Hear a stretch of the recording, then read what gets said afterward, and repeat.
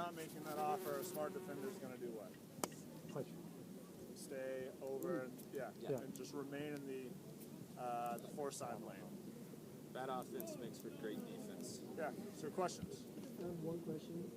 Along the years I've been coaching, when I started, they told me that horizontal cut basically are not that good because you go towards the line and you're most likely to receive close to the line, and also you are cutting this way while all the cuts are coming down from downfield to under. So, but now I think that the average team uses way much more horizontal cut because, like as you said, when you do an horizontal cut, you are facing much more the defender, so it's easier to decide whether to go downfield or under.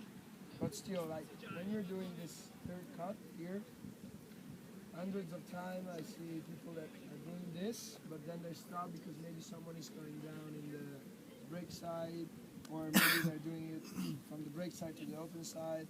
So it's pretty difficult to let them know when to clear and when to finish the cut.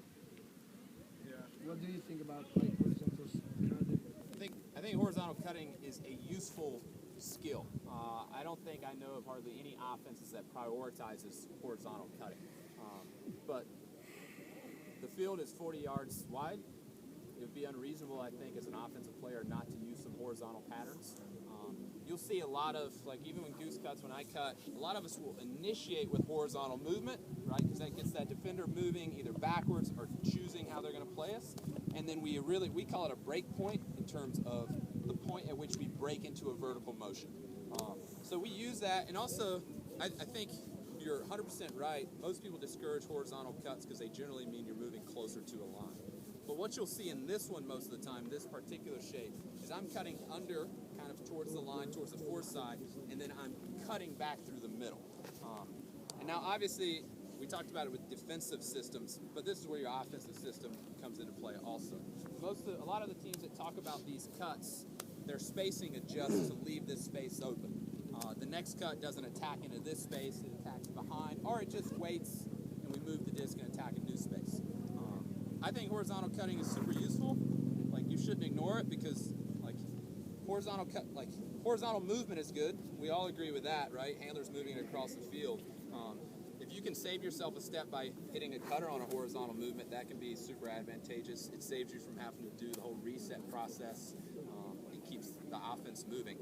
It's just a matter of understanding where people should be cutting horizontal and make sure they understand that.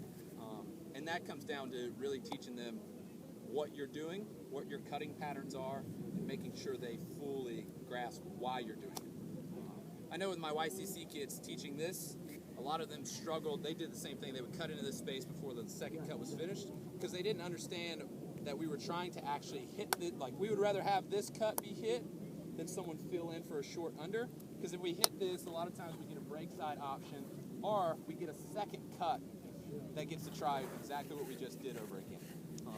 But it was just about grooving those patterns and teaching them to see the benefit of doing it. Because I think a lot of them have the same idea. They've been told no horizontal cutting. So you kind of have to break down the, like, it's okay. Like, it's not a hard and fast rule. Like, you have to be flexible, and there are exceptions. Yeah, so, I mean, the parameters are the part that are important to understand, just to, like, re-emphasize it. So, part of the parameters here are, like, the disc. If the disc was, let's say, closer to the sideline, and I was making this cut, I'll still force back to him, then under. A horizontal cut here gets us to the part of the field we actually want to be on, right? So if I make a horizontal cut the other way, this is exactly what we go.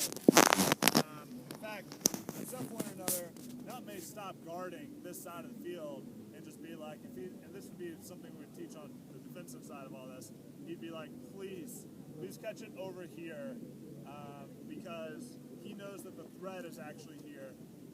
And if your team is aware of that, then it'll make a better defender and better offensive players. Otherwise, I'm going to be just trying to seal him out and then catch the disc somewhere over here towards this break side where he can't stop it when I catch it, and we attack up the field.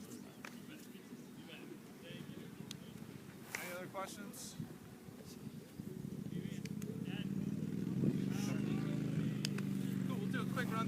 me unless there's another cutter offensive question or something you guys wanted covered.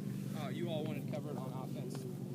The cutter D, we're just mainly going to talk about individual stuff, and we're going to try and keep it quick so you can ask questions to either Deuce about cutter stuff or me about handler stuff right after. The big thing, we just talked about it on offense. When I'm teaching defensive cutter kind of fundamentals, the two things I want them to focus on is, one, it's a commitment-oriented thing, and two, it's a hip battle, right? On defense, we often talk about winning the hip battle, and winning the hip battle is where we kind of take pride in determining whether we were being successful on defense or not. Trent Dillon, he played next gen, plays for Sockeye now. He has a phrase that I don't know if he came up with it or borrowed, but it's a good phrase. It's maximizing coverage and minimizing commitment, right? Which is kind of one of our big things we're trying to do on defense. I want to maximize the amount of space that I can guard and deny Goose from getting